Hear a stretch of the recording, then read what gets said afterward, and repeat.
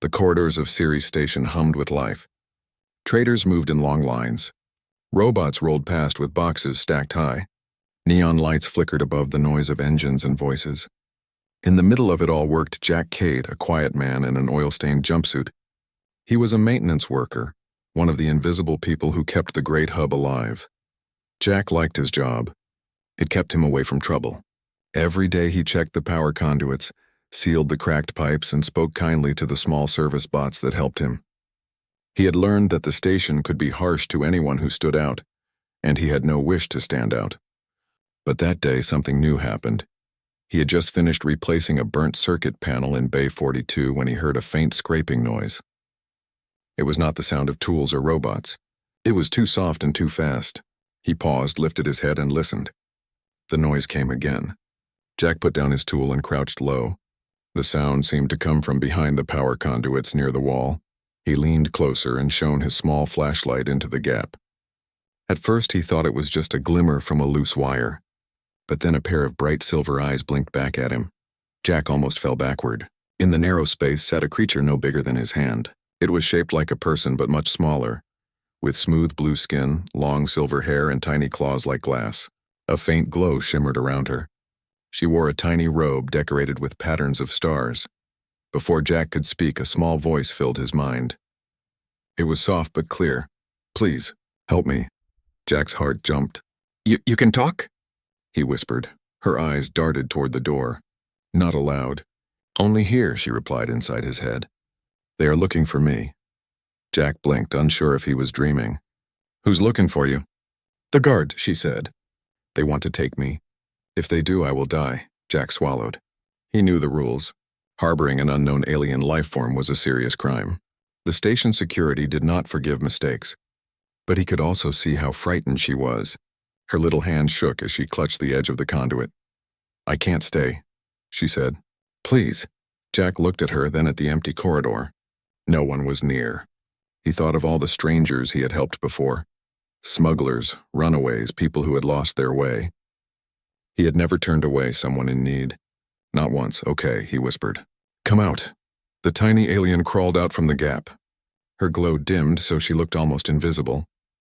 Jack quickly opened his large metal toolbox. "Get in here. Stay quiet." She nodded and slipped inside, curling between the tools. Jack closed the lid but left it cracked open for air. Just then the heavy boots of station security clanged on the deck. 3 armored guards marched into the bay. Their helmets were black, their rifles ready.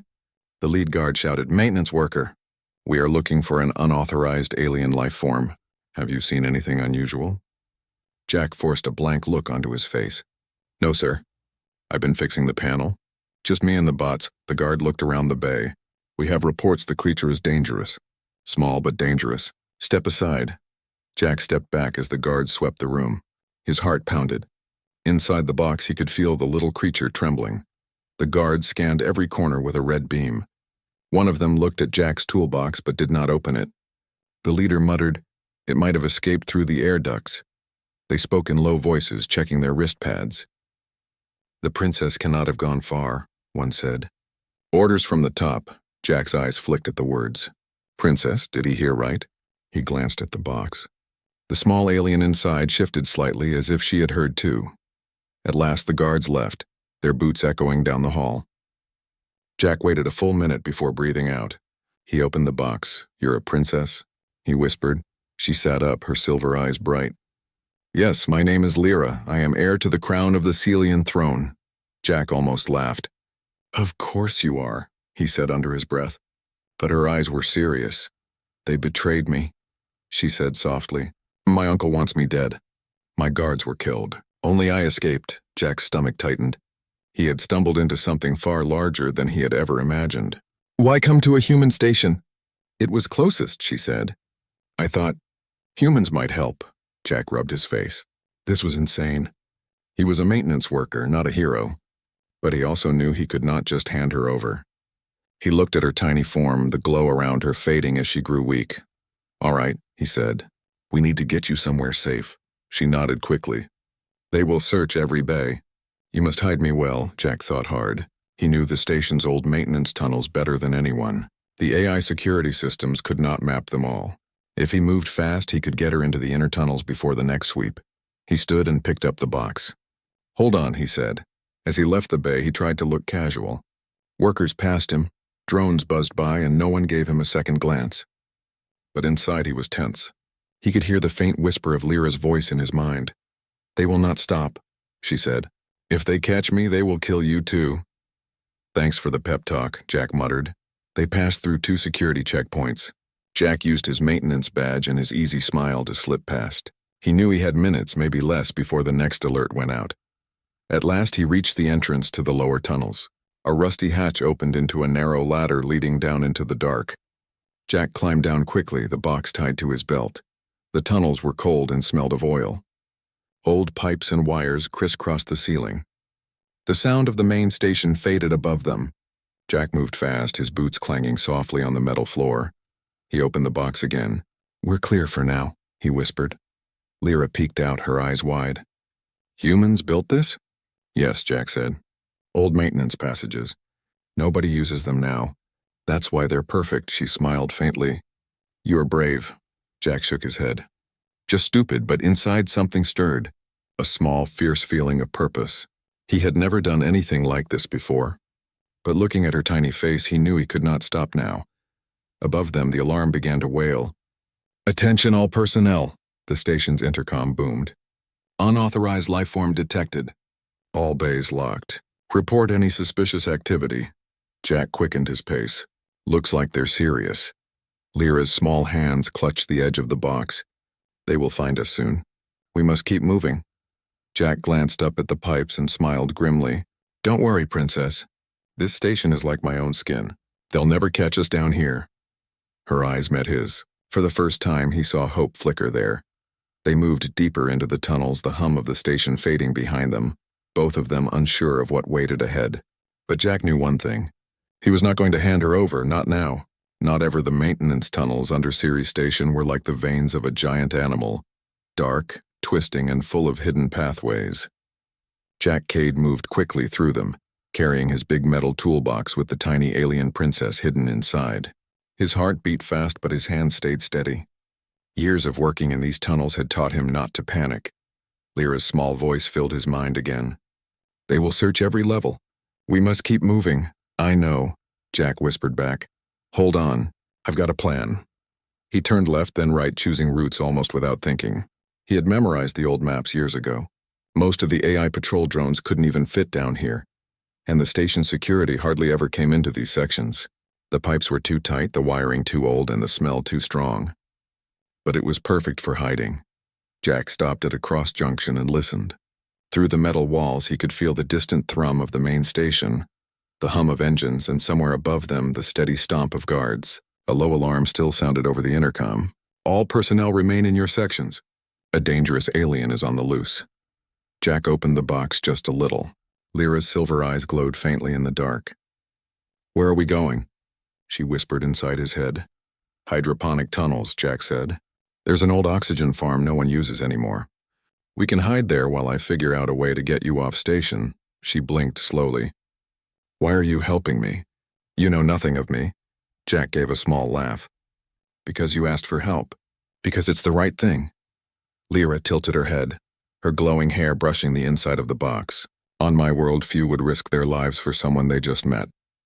"Well," Jack muttered, "humans are a little different." He closed the lid and moved on. The tunnels narrowed, forcing Jack to crouch as he went. His knees scraped against rusted panels. Old lights flickered weakly overhead. He could feel the cold of deep space just beyond the walls. Every sound echoed. Every step felt like it would give them away. Up ahead, he saw a faint red beam sweep across the tunnel. A security scanner. Jack froze. They had deployed drones, after all.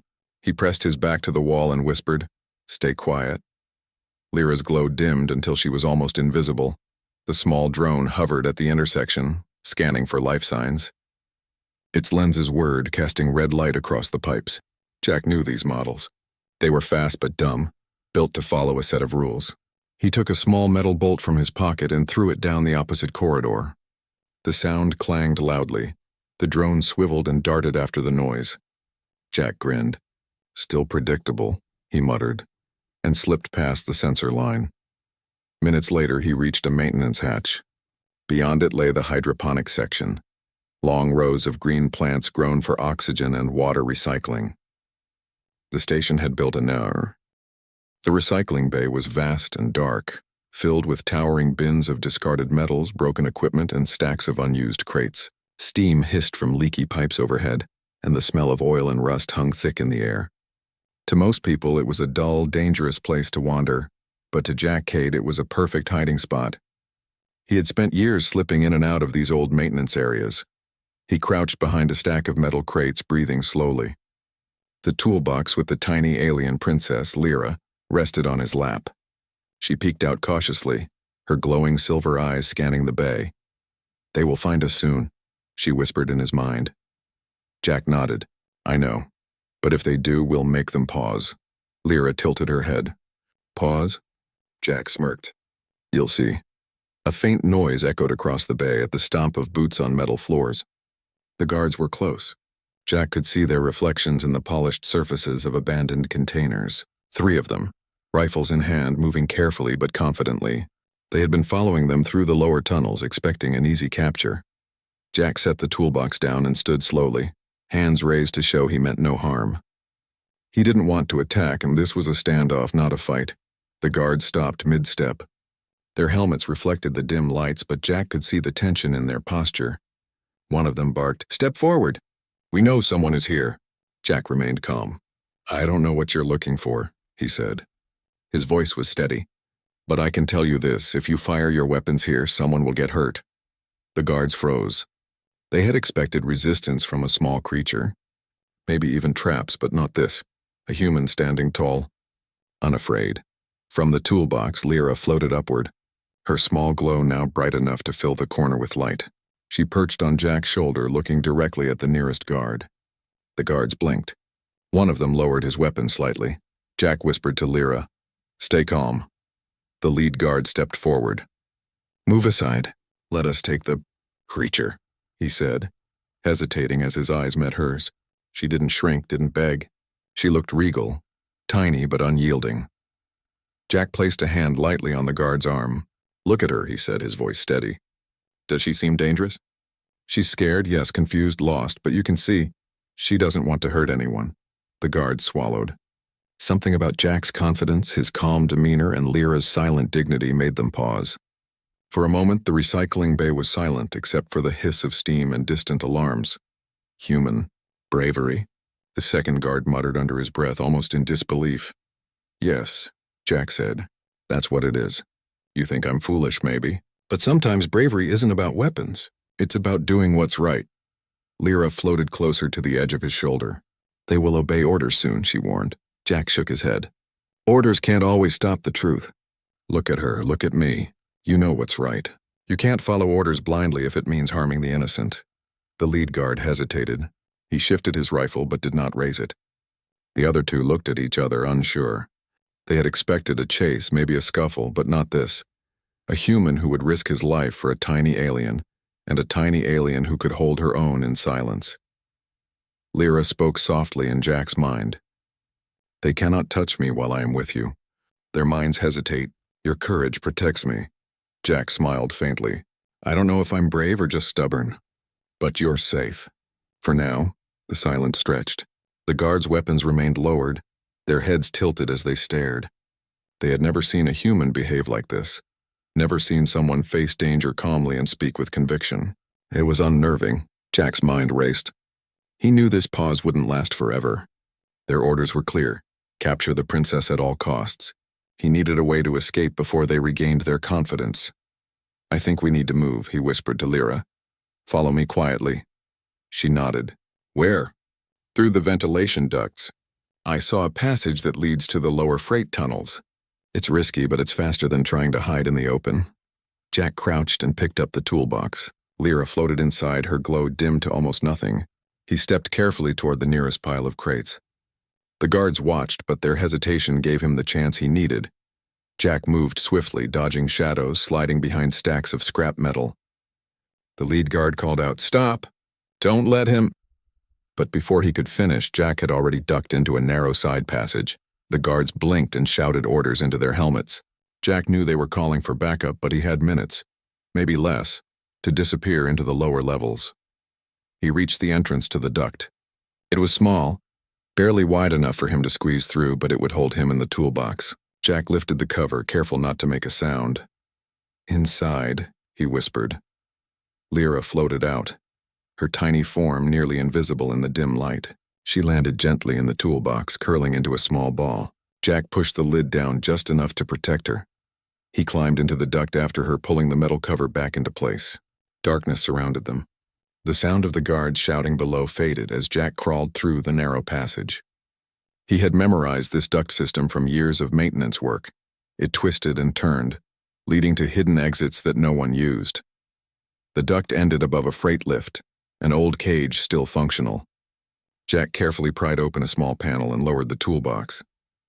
Lyra's tiny glow lit the lift cage faintly. Jack slipped in after her and hit the release lever. The lift creaked and began to descend into the lower decks. Below, the distant sound of boots and radios echoed through the station. Jack's chest heaved. They had made it this far, but he knew the danger was far from over. Lyra peered up at him, her glowing eyes filled with trust and awe. "You are very clever, human," she said. Jack grinned even as his heart pounded. "We're not out yet, but we're alive. That's something." The lift reached the bottom floor with a slow clank. Jack opened the gate and stepped out, careful to keep the box covered. The corridor was empty, dark, and cold. The smell of oil and damp metal was stronger here. It was the perfect place to hide for now. Jack whispered, "We keep moving. Lower tunnels than the old storage chambers. No one comes here. They'll never find us. At least not yet." Lyra's tiny hands clutched the edge of the toolbox. "They will not give up easily." Jack nodded. "I know, but neither will we." Above them, the intercom blared again. "Attention all personnel. Unauthorized alien life form is on the loose. All bays locked. Report any suspicious activity immediately." Jack winced but kept moving. "They're looking for you, not me," he said. "But it won't hurt to stay ahead." They turned a corner and disappeared into the shadows of the old storage decks. Rusted pipes hung low, water dripped from the ceiling, and the hum of distant engines was the only sound. Jack felt something stir inside him, a mixture of fear, determination, and exhilaration. He was no longer just a maintenance worker. He was a protector, and Lyra, the tiny alien princess, trusted him completely. For the first time, Jack understood the weight of responsibility and the strange thrill of standing against impossible odds. He glanced at the glowing figure in the toolbox. "Hang on, princess. We're just getting started." Lyra's eyes sparkled faintly. "Then let us go, together." They disappeared deeper into the station, shadows among shadows, with danger behind and uncertainty ahead. Jack Cade and the tiny alien princess, Lyra, moved cautiously through the old storage decks of Ceres Station. The distant echo of boots and alarms reminded Jack that the guards were still hunting them. Every step had to be precise. Every sound could give them away. Jack led the way, his jumpsuit brushing against the rusted pipes overhead. Lyra floated a few inches above his shoulder, her tiny hands gripping his collar for balance. She had grown more confident after the standoff in the recycling bay, but her glowing eyes still reflected fear. "We need to get off the station," Jack whispered. "Somewhere they can't reach us easily." Lyra tilted her head. "Off the station, how?" Jack smiled faintly. "I've been thinking about that. There's a maintenance hatch leading to the outer hull. It's old, almost unused. I can open it from the outside and we can ride a small shuttle to safety." She nodded, her tiny form tense. "I trust you." Jack grinned despite the danger. "Good, because we have to move fast." The path to the outer hull was treacherous. Jack knew it well from years of repairs. Old service tunnels, narrow ducts, and rusted stairways led to the maintenance bay that opened onto the hull. The station had built these areas to be nearly inaccessible to civilians and even security, thinking only maintenance workers would use them. Jack reached the hatch first, hidden behind a stack of crates.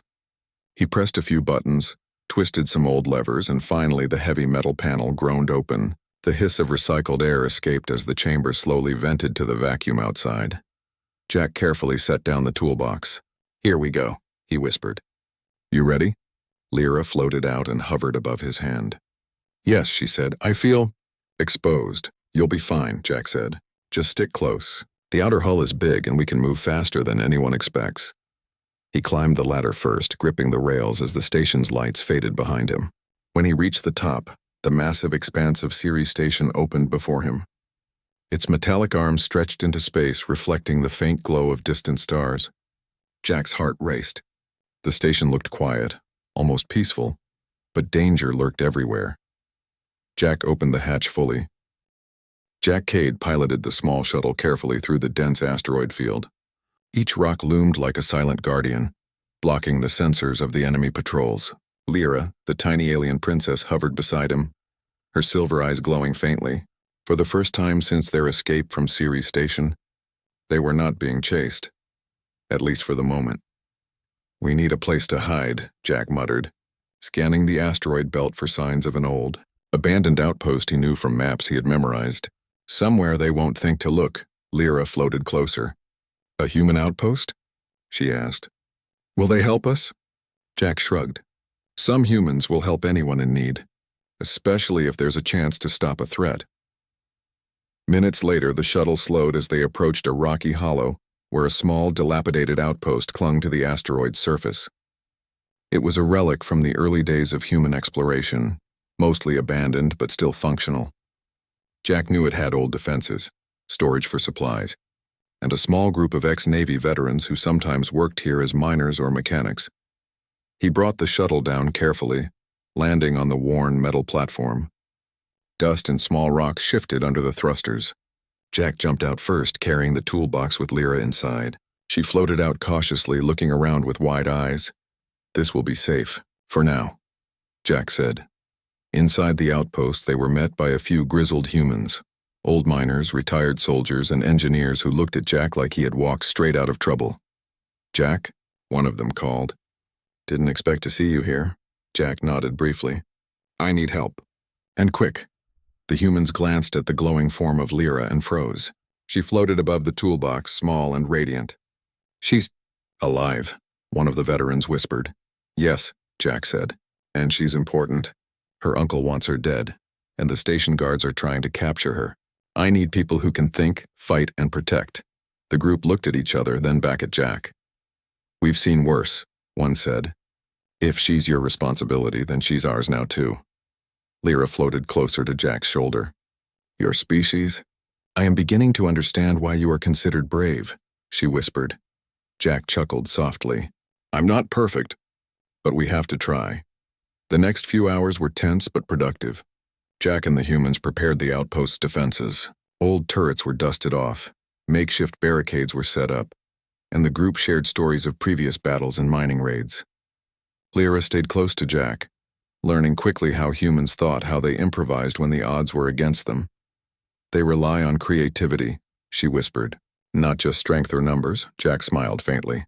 "Exactly. And when they care, they can do amazing things." The humans were impressed by Jack's knowledge of the station, the asteroid field, and his quick thinking during the escape. He explained the cloaking device he had used and the path they had taken through the tunnels. They nodded, adjusting their plans to account for potential enemy attacks. By evening, the outpost looked ready for an incoming strike. Jack stood with Lyra on a raised platform overlooking the asteroid field. "We can't let them take her," he said. "If they do, the consequences could be catastrophic." Lyra's eyes glowed brighter. "You risk everything for me." "I cannot forget this," Jack shook his head. "It's not just for you. It's for what's right. That's what humans do." Night fell across the asteroid field. In the darkness, the faint hum of distant ships could be heard. Scouts from the Uncle's fleet were approaching, fast and silent. Jack and the human defenders prepared quietly, checking weapons, shields, and sensor arrays. "We have the advantage," Jack whispered. "They don't expect an organized defense. They think we are weak." Lyra hovered near the sensors, watching. "Your species? You turned disadvantage into power," Jack smiled. "We've had practice." Suddenly, a red blip appeared on the sensors, a scout ship moving too fast to be anything but an enemy.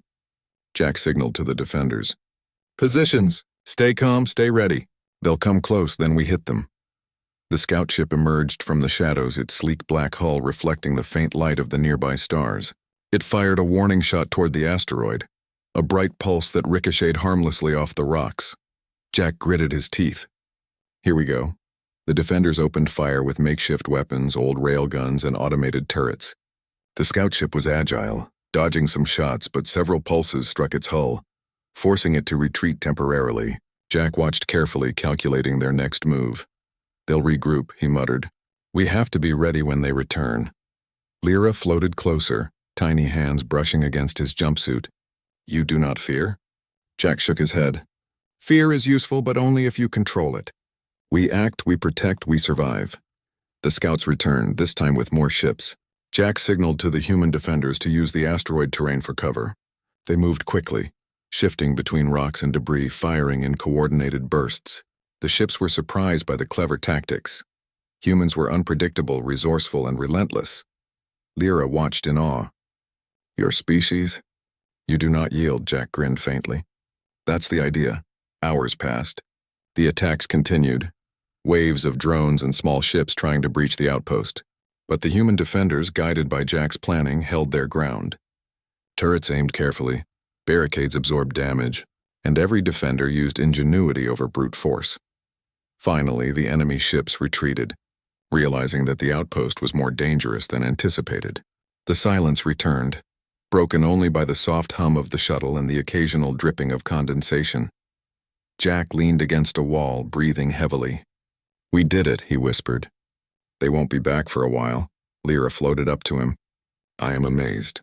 You risked everything, and yet you succeeded, Jack shook his head. It's not over. But it shows what humans can do when we care about something, when we fight for the right reason. The princess looked at him, her glowing eyes filled with understanding. I see now why your species is considered special, not because of strength or speed or weapons, but because of heart, courage, loyalty. Jack smiled faintly. Exactly. They sat quietly for a moment, listening to the distant hum of the asteroid field and the gentle creaking of the outpost. Jack allowed himself a brief sense of pride. He had protected her, kept her safe, and inspired the humans around him. But even as they rested, Jack's mind raced. The uncle's forces would return. They were only delayed, not defeated. He had to plan their next move, ensure Lyra's safety, and find a way to confront the greater threat looming over the galaxy. Lyra floated closer, tiny hands clasped together. You have given me hope. And perhaps, humanity has given me a chance to survive. Jack patted her lightly. We'll keep going, together. In the darkness of the outpost, human ingenuity, courage, and loyalty had held firm. A tiny alien princess was alive, her trust earned, and her protector ready to face whatever came next. Jack looked out over the asteroid field, the stars shining coldly above. The galaxy was vast and dangerous, but as long as humans and Lyra worked together, they had a chance. A chance to change what might have been inevitable destruction into survival and hope. And in that moment, Jack understood fully. Humanity's true power was not just in machines, weapons, or numbers. It was in heart, ingenuity, and the willingness to stand for what was right, even when the odds were impossible. The asteroid field stretched endlessly around Jack Cade and the tiny alien princess, Lyra. Their makeshift outpost had survived the initial attack, but the larger threat loomed. The uncle's flagship, massive and heavily armed, had entered the system.